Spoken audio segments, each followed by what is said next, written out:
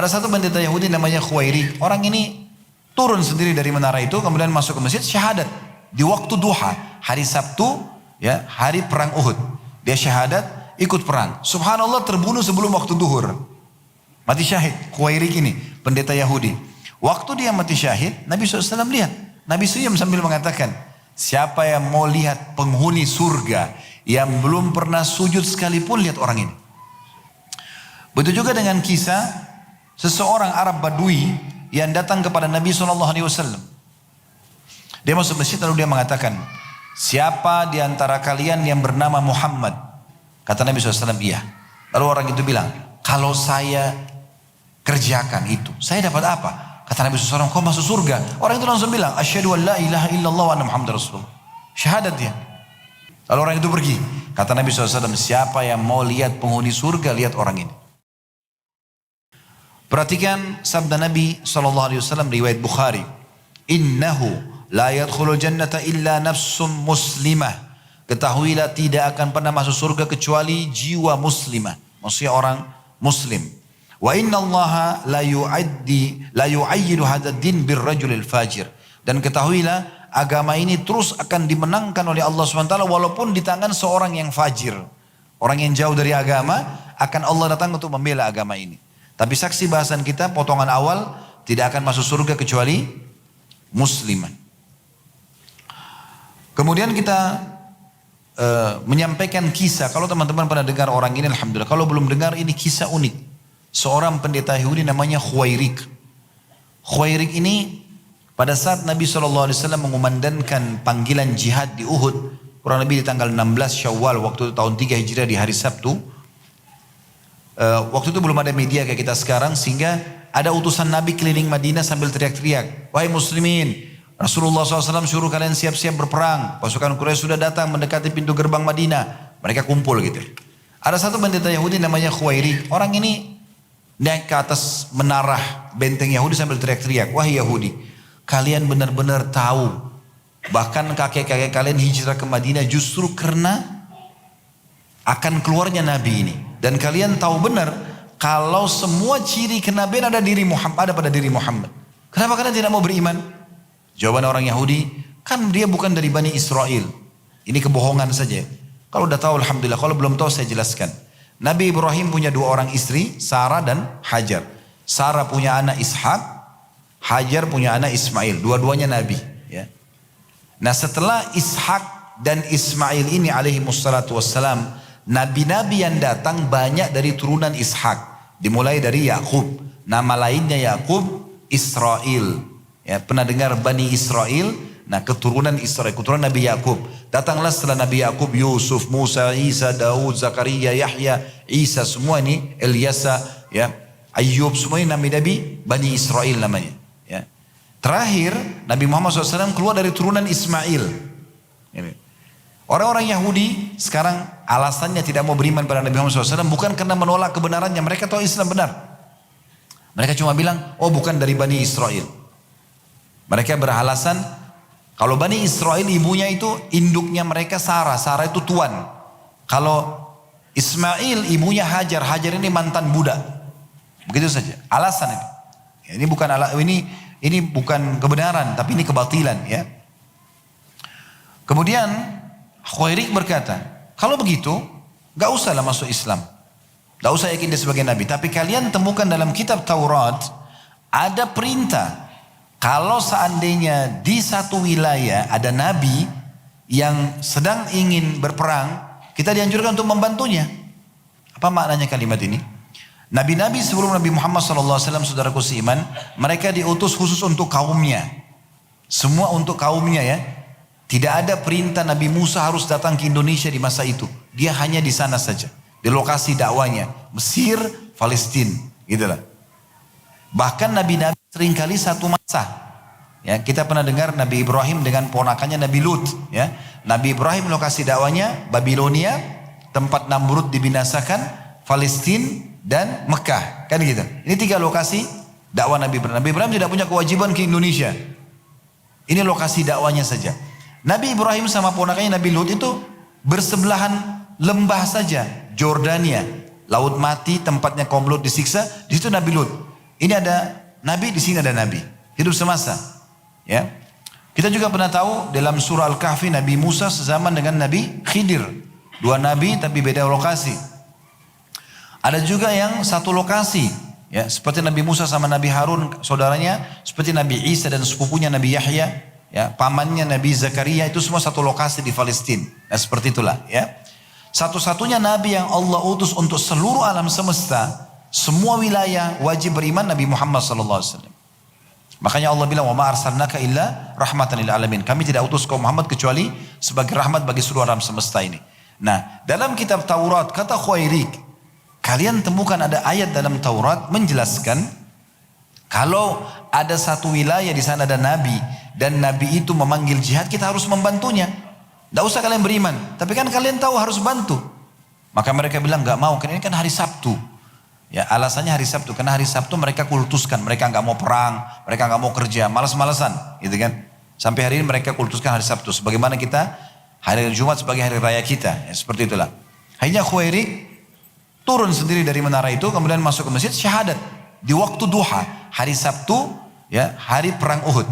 Dia syahadat, ikut perang. Subhanallah, terbunuh sebelum waktu duhur. Mati syahid, Khuairik ini, pendeta Yahudi. Waktu dia mati syahid, Nabi SAW lihat. Nabi senyum sambil mengatakan, siapa yang mau lihat penghuni surga yang belum pernah sujud sekalipun, lihat orang ini. Dia masuk Islam waktu duha, ya. Kemudian dia meninggal sebelum duhur. Kewajiban sholat duhur belum ada. Ya. Tapi sudah mati syahid. Mudah sekali. Subhanallah. Mudah sekali. Begitu juga dengan kisah seseorang Arab Badui yang datang kepada Nabi SAW.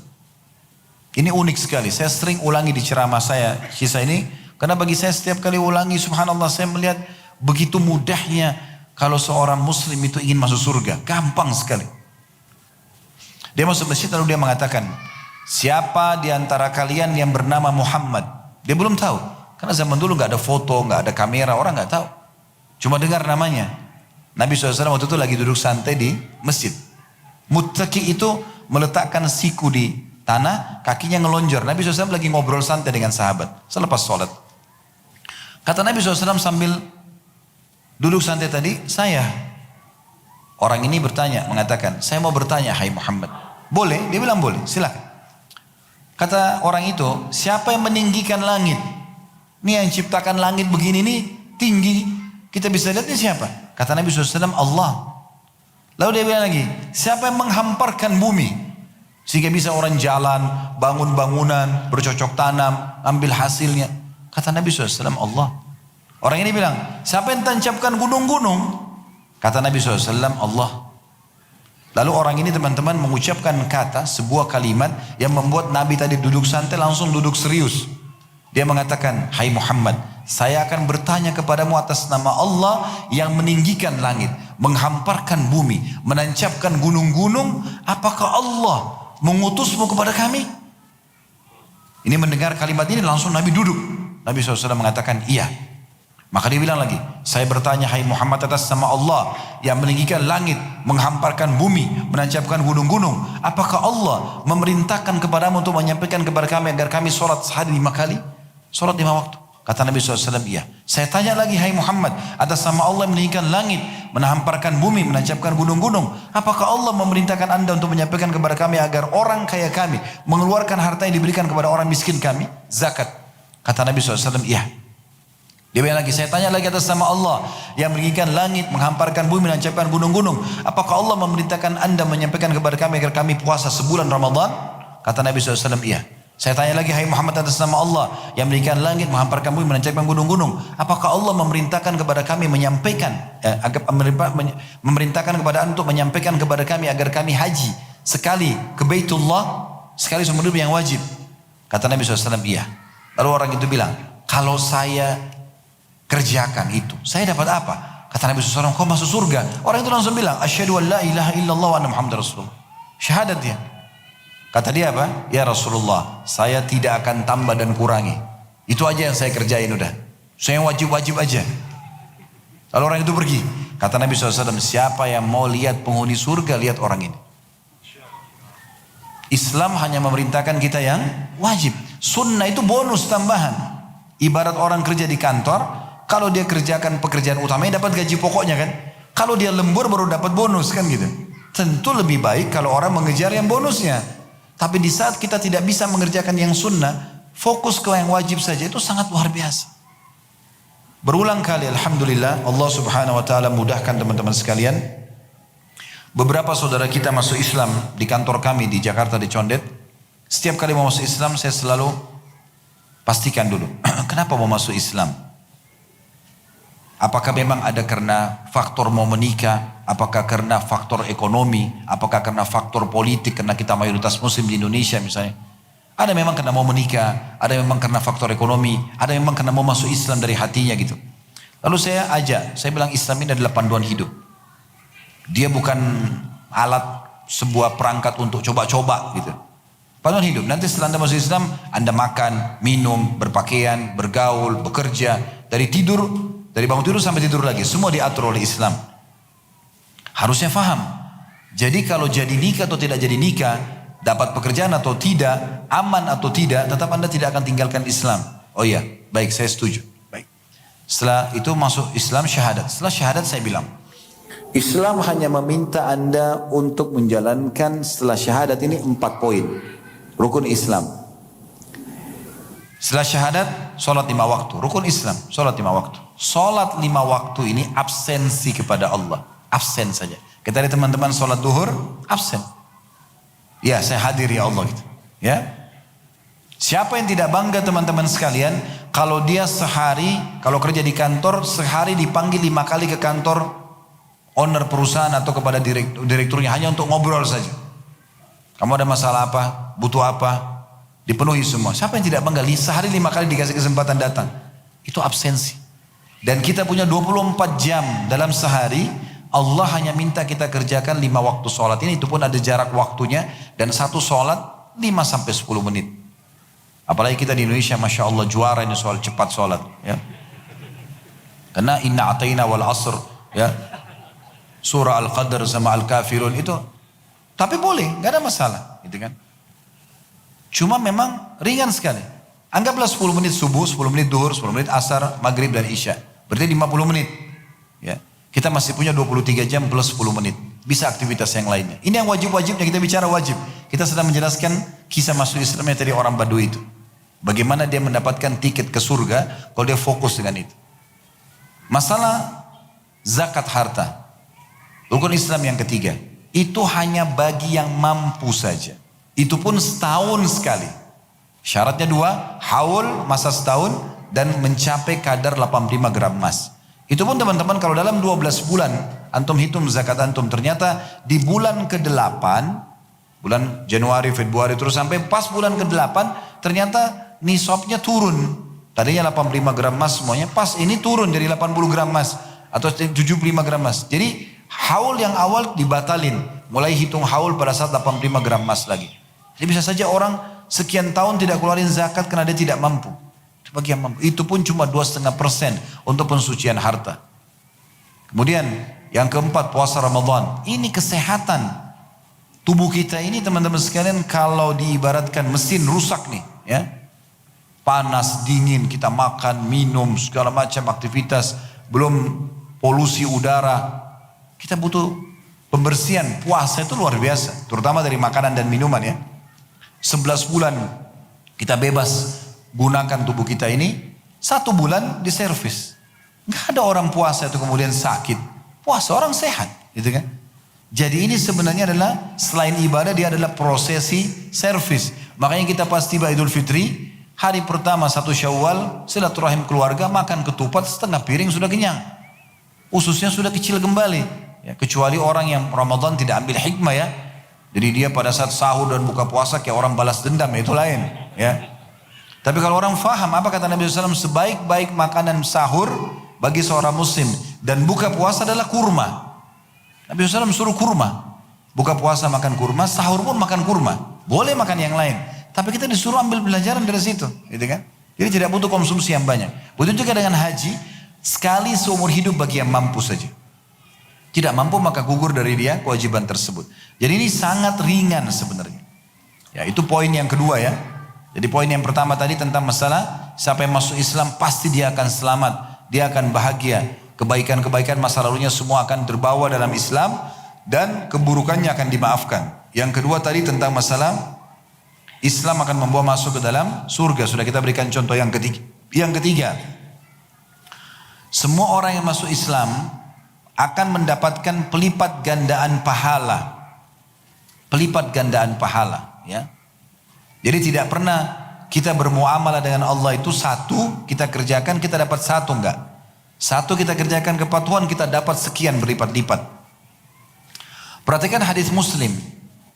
Ini kalau bahasa Arabnya mudha'afatul ujur, ya, wathawab. Jadi dia pelipat gandaan pahala dan balasan di sisi Allah SWT. Kata Nabi SAW dalam hadis riwayat Muslim, "Idza ahsana ahadukum islamah." Kalau salah seorang di antara kalian benar-benar memperbagus Islamnya, fa kullu hasanatin ya'maluha tuktabu bi asyri amsalha ila 700 dhi'fin. Maka semua kebaikan yang dia kerjakan akan dicatatkan 10 kali lipat pahala. Sampai 700 kali lipat tergantung kadar keikhlasan. Wa kullu sayyi'atin ya'maluha tuktab bimithliha hatta yalqallah. Dan siapapun yang berbuat dosa hanya akan dicatat satu dosa saja sampai dia bertemu dengan Allah. Itu pun kalau dia tidak taubat, ya. Kalau dia taubat akan dibersihkan. Jadi Allah Subhanahu wa taala akan membalas teman-teman sekalian satu ibadah yang kita kerjakan sampai 10 kali lipat minimal sampai 700 kali lipat tergantung kadar keikhlasan. Begitu juga dengan hadis Nabi SAW. Hadis ini diriwayatkan Imam Muslim. Inna Allah la yadhlimu mu'minan hasana. Sesungguhnya Allah tidak akan pernah menzalimi seorang mukmin dalam balasan pahala. Yu'ta biha fid dunya wa yujza biha fil akhirah. Setiap amal saleh itu akan Allah berikan balasan di dunia. Dari ketenteraman jiwa, dari kebahagiaan, dari rezeki, dari keturunan, dari pasangan dan seterusnya. Dan juga akan diberikan balasan yang diterima di akhirat nanti. Wa ammal kafiru fayut'amu bihasanatin ma amila biha fid dunya. Sementara orang kafir, semua kebaikan-kebaikan yang dikerjakan di dunia, Allah akan berikan balasan di dunia saja. Ya. Hatta idza afdha ila al-akhirah, pada saat dia menuju ke akhirat, lam yakun lahu hasanatun yujza biha. Dia tidak punya lagi balasan dari kebaikan-kebaikan itu. Jadi saya ingatkan kembali, dalam Islam kalau ada orang yang berbuat baik sesuai dengan pandangan Islam itu baik, kayak bakti sama orang tua, jenguk orang sakit, bersedekah, ya apalah, ya. Bahkan kebaikan misalnya membantu orang susah, ya. Semua ini walaupun dia non muslim dianggap kebaikan dalam Islam, tapi tidak bermanfaat buat dia di akhirat, hanya bermanfaat di dunia. Makanya kalau ada non muslim, dia suka sedekah, Allah berikan dia rezeki. Tapi itu menghabiskan semua balasan dia di dunia, di akhirat tidak ada lagi. Kalau orang muslim, dia akan dapat di dunia dan akan dapat di akhirat. Dia akan dapat di dunia dan akan dapat di akhirat. Jadi itu pelipat gandaan balasan. Kemudian yang keempat, semua perintah agama Islam ini bagi seorang muslim baik. Kalau antum atau anda menjadi seorang muslim yang benar, bukan hanya KTP saja, tapi betul-betul coba menaungi, mempelajari dan kemudian merenungi isi dan kemudian mempraktikkan dalam kehidupan Islam ini, maka kita akan menjadi orang yang sempurna. Islam memerintahkan semua kebaikan, jujur, amanah, tanggung jawab, bakti sama orang tua, jenguk orang sakit, bantu orang susah, semua kebaikan dan semua ada balasannya. Semua yang buruk-buruk, menipu, berbohong, membunuh, mencuri, menggibah, memfitnah, semua yang tidak baik, mengganggu orang, itu dilarang dan ada ancamannya. Jadi orang kalau menjadi seorang muslim yang benar pasti dia baik, gak mungkin tidak. Kecuali memang dia hanya sekedar pakai jadi KTP saja, ya. Ini sayang sekali. Dia tidak nikmati Islam itu. Padahal ini fasilitas yang luar biasa. Islam itu sangat indah kalau diamalkan. Sholat itu indah. Puasa itu indah. Zakat, haji, umrah. Semua ibadah itu indah sekali. Kalau antum kejar pahala di situ, tujuannya untuk mengejar pahala, kita akan sangat menikmati. Sampai pada tingkat muncul ketagihan dalam ibadah itu. Orang kalau sudah biasa puasa Senin Kamis, lalu tidak puasa sehari, dia rasa nggak enak. Orang kalau biasa sholat malam, atau sholat berjamaah di masjid, atau tutup aurat, atau apa saja, dia akan merasa, kalau dia menikmati, maka dia akan merasa kehilangan di saat satu kali aja luput dari ibadah-ibadah tersebut. Maka ini hal yang luar biasa. Gitu. Yang kelima, setiap muslim akan terjamin keselamatan jiwanya dalam Islam. Ya. Karena Allah Subhanahu wa taala memerintahkan hukuman mati bagi orang yang membunuh, ya, tanpa ada udzur syar'i. Perhatikan bagaimana Allah menggambarkan dalam surah Al-Baqarah surah nomor 2 ayat 179, walakum fil qisasi hayatun ya ulil albabi la'allakum tattaqun. Dalam qisas itu, ya, orang yang membunuh dipenggal lehernya, dihukum mati, itu ada ketentraman kehidupan bagi kalian wahai orang-orang yang berakal, ya. Semoga saja kalian patuh. Ada yang mengatakan, kok kejam sekali sih Islam, masa orang membunuh dibunuh juga? Orang yang bicara seperti ini karena belum faham, belum pernah terjadi dalam hidup dia. Coba bayangkan kalau seseorang pulang ke rumahnya, ditemukan istrinya sudah dibunuh oleh pencuri, anaknya juga dibunuh, kejahatan terjadi. Kalau dia mau pakai hukum manusia, dia akan kejar mana orang itu, atau mungkin dia kejar keluarganya, atau berperang antara suku sama suku. Tapi Islam tidak. Mana orangnya tangkap, datangkan. Ya. Kemudian diletakkan orang itu di depannya wali keluarga yang dibunuh. Kayak di Saudi itu kalau ada orang yang mau dibunuh, mau dihukum mati di kisos, itu diletakkan, kemudian ada algojo 3 langkah dari orang yang akan dipenggal itu. Di sebelah kanannya itu ada walinya orang yang dibunuh. Yang terbunuh, keluarganya yang akan jadi walinya. Kalau mereka tidak memaafkan, algojo ini melangkah-langkah pertama lihat ke sana. Diam saja, melangkah-langkah kedua. Diam saja, langkah ketiga. Terakhir diangkat pedangnya. Kalau diam saja dipenggal. Tapi kalau ada di antara wali yang hadir di sana, 2 atau 3 orang misalnya, ada 1 orang yang kasih isyarat tangan, udah maafin aja. Maka tidak jadi kisos. Walaupun yang lain mau, nggak bisa. Tujuannya bukan main penggal-penggal aja, bukan. Tapi bahasanya begini, supaya difahami secara kehidupan sosial ya. Ini loh, wahai keluarga orang yang terbunuh, yang membunuh saudaramu itu, yang membunuh anakmu, istrimu, suamimu adalah orang ini nih. Nggak ada hubungannya dengan keluarganya ya. Sekarang kami akan hukum dia. Jangan benci anaknya, jangan benci istrinya, jangan benci orang tuanya. Ini nih yang salah ini. Kita akan penggal sekarang. Keputusan tangan kalian. Tentukan. Kalau kalian mau, kami penggal. Selesai. Tidak ada benci-bencian, tidak ada dendam keluarga, nggak ada. Karena ini orang sudah selesai dihukum, dia yang salah. Kan berapa banyak orang anaknya hafid Quran, ayahnya mungkin paling, bisa jadi. Atau malah ayahnya seorang imam masjid, tapi anaknya penjahat, bisa saja. Kan gitu. Jadi tidak bisa kita tumpah tindihkan kesalahan si ayah kepada anak atau anak kepada ayah, kan begitu. Begitu Islam datang. Ya. Dan itu pun kalau tidak jadi dipenggal, maka orang yang selamat ini membayar dia, denda kepada keluarga orang itu. Jadi memang Islam datang menjaga itu. Tidak boleh sembarangan orang membunuh orang lain. Bahkan kita tahu dalam Islam ada hukum kisos ya. Kalau kita tonjok orang, hukumnya kita harus minta maaf sama dia. Kalau dia mau tonjok, kita harus ditonjok sama dia.